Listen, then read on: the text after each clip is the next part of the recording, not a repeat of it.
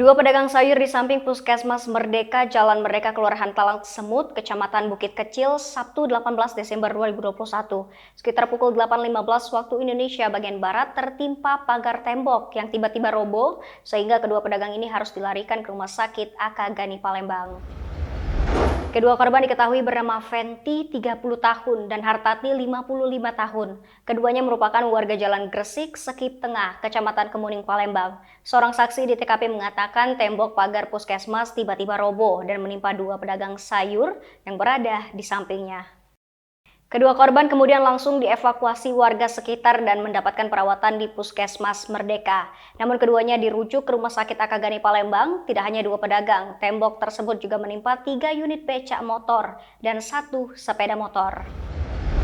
Kapolsek Ilir Barat 1 Palembang Kompol Roy A. Tambunan mengatakan bahwa kedua korban sudah dirujuk ke Rumah Sakit AK Gani untuk mendapatkan perawatan lebih lanjut.